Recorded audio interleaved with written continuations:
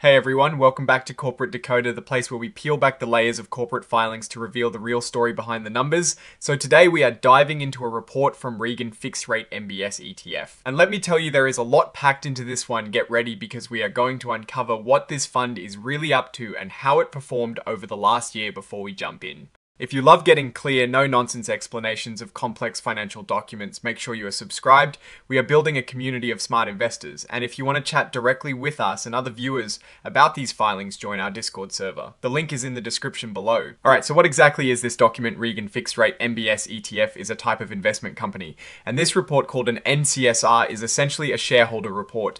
It gives us a peek under the hood at how the fund has been doing, specifically for the period ending the 30th of September 2025. Let's talk about performance, because that is what everyone cares about. The fund launched in May 2025, and since then it has seen a return of plus 6.51%. That might sound pretty good, but let's put it in context. Its main benchmark, the Bloomberg US Aggregate Bond Index, was up only 2.86% over the same time. This means our fund actually outperformed its benchmark by a solid 3.65%. Now here is where things get interesting. What did it cost to invest in this fund for a hypothetical $10,000 investment? The cost was about $17. That is incredibly low. This isn't a typo. The report confirms that the annualized cost as a percentage of a $10,000 investment was only 0.40%. This is a major plus for investors, because lower costs mean more of your money stays invested and working for you. So what kind of investments make up this fund as of the 30th of September 2025? A whopping 91.2% was in agency fixed rate RMBs. These are mortgage backed securities, basically loans bundled together and guaranteed by US government entities. So they generally carry very low credit risk. The rest was in US Treasury bills at 3.1% and cash equivalents at 5.7%. This shows a heavy concentration in a specific type of asset which aligns with its name and strategy. The fund's net assets at the end of the period were almost $13.9 million. That might not sound huge for a publicly traded fund, but remember, this fund only launched in May 2025, so it is still relatively young, growing its asset base. And that low cost we talked about. Let's look at the numbers for the year. The net advisory fee was just $20,070. That is a very small amount. When you consider the total net assets, we can see that the fund is indeed very cost effective for its investors. Diving deeper into the actual holdings, we see a long list of mortgage-backed securities from entities like Fannie Mae Federal Home Loan Mortgage Corp. and Government National Mortgage Association. You'll notice a lot of different series and classes here, each with different interest rates and maturity dates. The fund is really focused on these types of assets. This section details these mortgage-backed securities. They are the core of the fund's portfolio with a total value of over $12.6 million. This confirms the strategy of heavily investing in government-backed mortgage debt. We also see holdings in a money market fund, the First American Treasury Obligations Fund. This is typically a very safe place to park cash, providing liquidity and a small amount of income. And there are some US Treasury bills. These are short-term debt obligations of the US government, considered very safe assets. Their inclusion further diversifies the fund's short-term holdings. Now let's look at how the fund made and spent money during this period. Investment income, primarily from dividends and interest, was around $287,000. Expenses were significantly lower at about $20,000. This leads to a net investment income of roughly $267,000. The fund also had strong gains from its investments, a net realized gain of $139,826. Add to that the unrealized appreciation, which is the increase in value of investments that haven't been sold yet.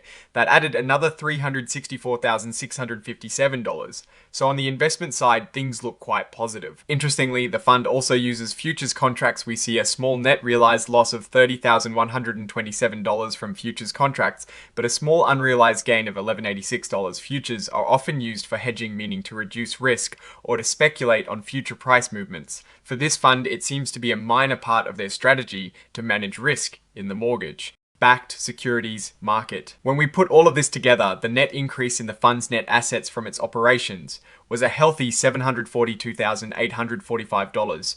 This means the fund grew in value during the period. Looking at the statement of changes in net assets, we see this operational growth of $742,845. There were also some distributions to shareholders totaling about $74,000, and in terms of capital transactions, shares were sold bringing in over $13 million, and some shares were redeemed, reducing that by about $1.3 million. All of this led to a significant increase in net Assets. Back to performance, the total return for the period was 6.51%. This is the figure that really matters to investors, showing the overall profit or loss on their investment given the fund's inception date. And let's re-emphasize that incredibly low expense ratio. It is 0.40%. This is fantastic and means the fund is very efficient in its operations. Now, every investment has its risks, and this report doesn't shy away from them. The biggest one is mortgage. Backed securities risk. This means when interest rates are rising, the value of these securities tends to fall. Even more importantly, when rates rise, mortgage prepayments slow down, which means the effective duration of these securities gets longer.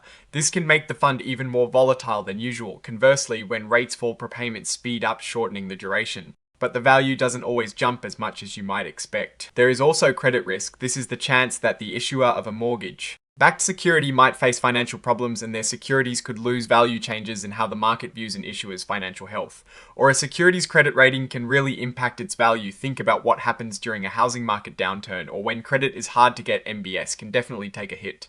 And of course, there is the risk that the issuer might not make payments of interest or principal. And then there is interest rate risk, which is a big one for any bond fund. When interest rates go up, the value of existing bonds generally goes down. The Federal Reserve's actions playing a role here. If rates climb, the fund's MBS values could decrease, and mortgage defaults might even increase. This creates a particularly challenging environment for funds holding these types of assets. Finally, there is to be announced TBA security risk. This is a bit technical, but essentially it is a contract to buy or sell a mortgage backed security in the future. The risk here is that the value of the underlying security could swing more than expected, or the TBA contract might not perfectly track the broader MBS market. There is also counterparty risk, meaning the risk that the other party in the contract might not fulfill their end of the deal. The report also details the approval of the investment advisory agreement between the fund and Regan Capital LLC.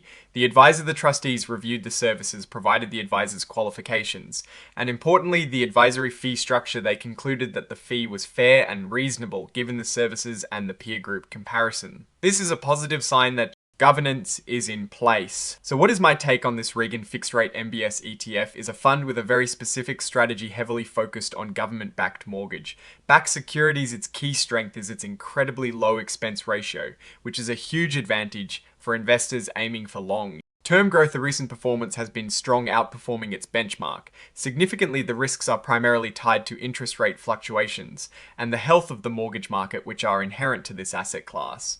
The fund has a clear and focused investment approach, and the management seems to be prioritizing cost efficiency. This is exactly what you want to see in a SEB.